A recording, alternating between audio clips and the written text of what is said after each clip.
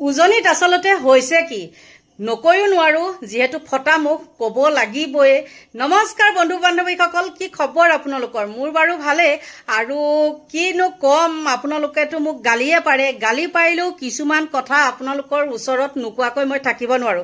যিহেতু মই যেতিয়া ভিডিঅ' বনাওঁ কিছুমান এনেকুৱা মানুহ আছে, এনেকুৱা থাৰ্ড ক্লাছ মানে কমেণ্ট কৰিবলৈ লৈছে। যিহেতু মই এইকেইদিন মানে যি ভিডিঅ' বনাই আছো তাৰ ওপৰতে তেওঁলোকৰ নিগেটিভ কমেণ্ট, আৰু যিকেইটা নিগেটিভ কমেণ্ট মাৰিছে মোক যে কৈ আছে বোলে বিহাৰীৰ চামচা, মুছলিমৰ চামচা, এইখন যে মাৰি আছে, মই এতিয়া কওঁ সেই অসমীয়া চামচা কিটাক, বাৰু অসমীয়া গিৰি দেখাই থকা চামচা কিটাক। আৰু সেইটো হ'ল এবাৰ গগৈ আপোনালোকে সকলোৱে জানে, আহোম, হয় না নহয়? আহোমে কিমান বছৰ ৰাজত্ব কৰিছিলে আপোনালোকতো চাগে কবই নালাগে, কাৰণ আপোনালোক হ'ল শিক্ষিত, আৰু সেই শিক্ষিত সমাজতে নিজ মাতৃক ঘৰ্ষণ কৰি পিছত মাৰি পেলাইছে। গতিকে ইহঁতক এতিয়া আমি কি শিক্ষিত বুলি ক'ম নেকি?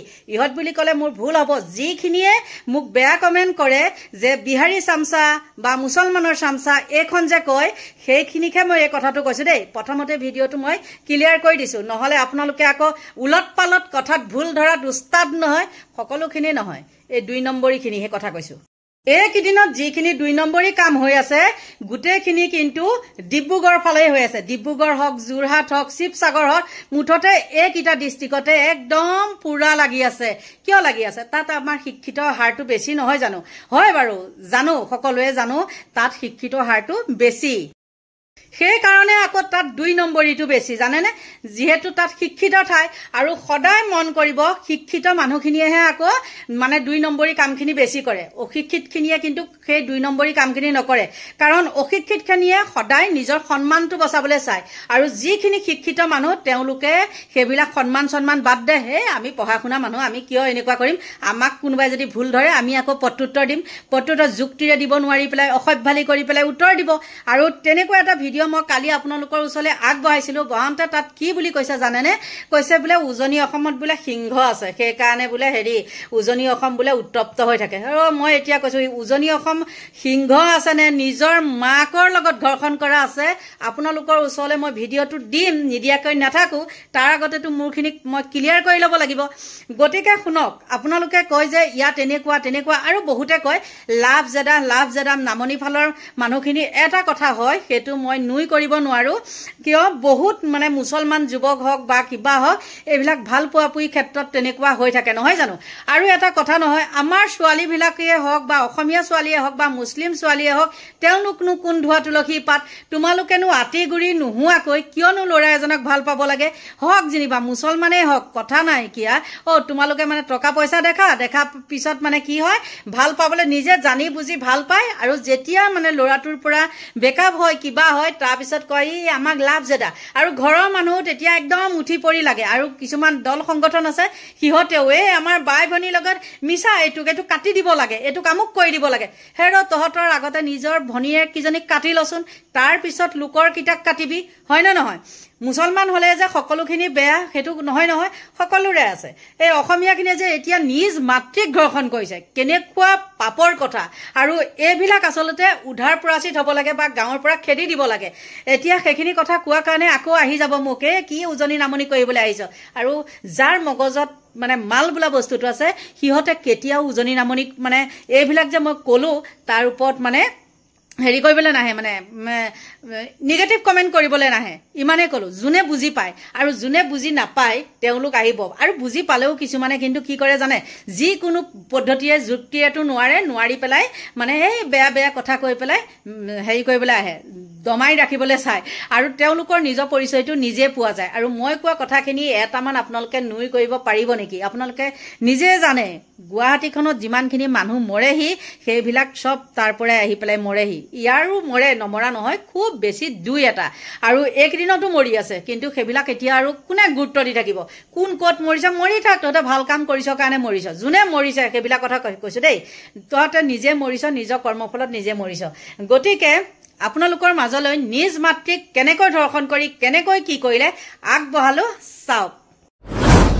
প্ৰথমে নিজ মাতৃক উপৰ্যুপৰি ধৰ্ষণ কুলাংগাৰ পুত্ৰৰ।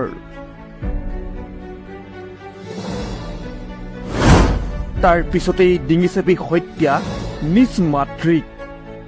ডিব্ৰুগড়ৰ বাণীপুৰত সংঘটিত হৈছে এক নৃশংস হত্যাকাণ্ড, যিটো কাণ্ড শুনিলে আপোনাৰো গাৰ নোম শিয়ৰি উঠিব।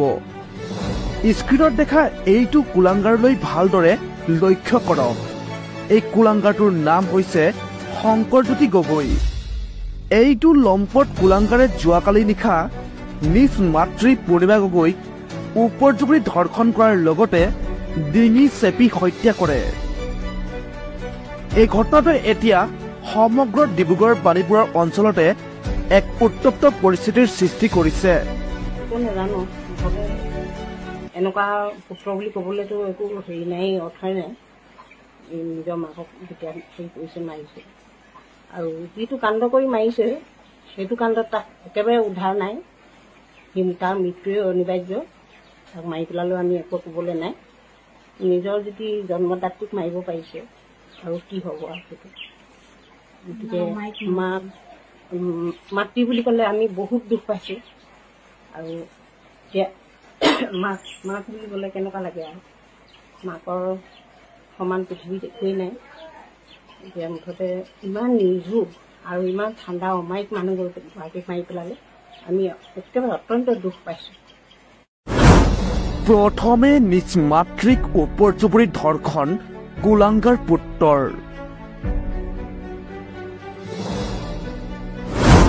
তাৰ পিছতেই ডিঙি চেপি হত্যা নিজ মাতৃক। ডিব্ৰুগড়ৰ বাণীপুৰত সংঘটিত হৈছে এক নৃশংস হত্যাকাণ্ড, যিটো কাণ্ড শুনিলে আপোনাৰো গাৰ নোম শিয়ৰি উঠিব। স্ক্ৰীণত দেখা এইটো কুলাংগাৰলৈ ভালদৰে লক্ষ্য কৰক। এই কুলাংগাৰটোৰ নাম হৈছে শংকৰজ্যোতি গগৈ। এইটো লম্পট কুলাংগাৰে যোৱাকালি নিশা নিজ মাতৃ পূৰ্ণিমা গগৈক ওপৰজুপুৰি ধৰ্ষণ কৰাৰ লগতে ডিঙি চেপি হত্যা কৰে।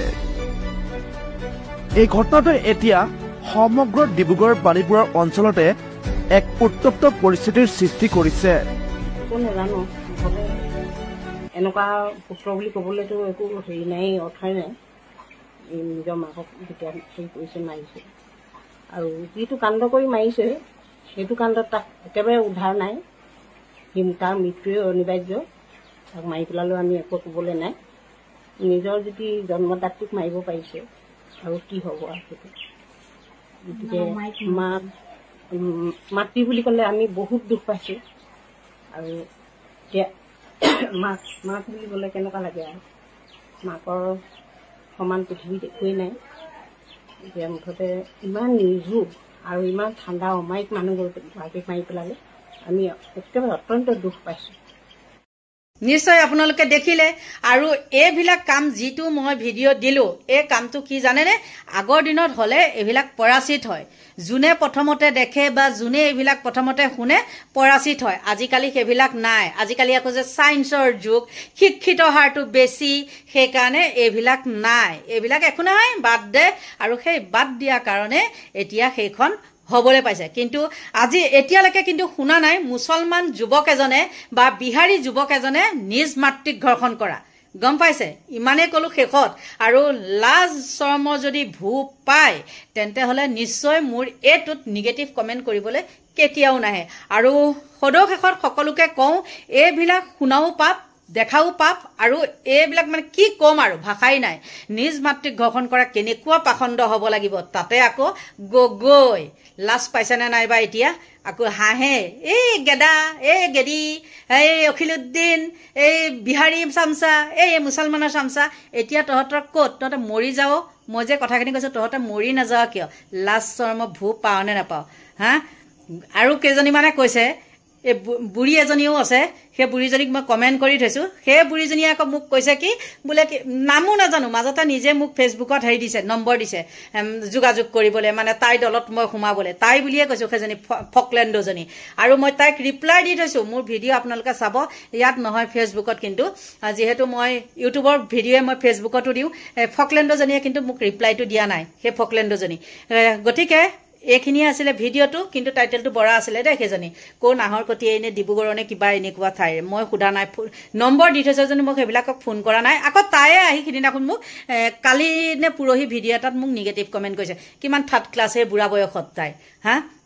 গতিকে এইখিনি আছিলে ভিডিঅ'টো, আৰু সকলোকে ভগৱানে ভালে কুশলে ৰাখক, এইবিলাক কৰ্মৰ পৰা যাতে আঁতৰত ৰাখক তাকেই কামনা কৰিছোঁ। আৰু মোৰ ভিডিঅ'টো ইমানতে সামৰণি মাৰিছোঁ। Bye bye.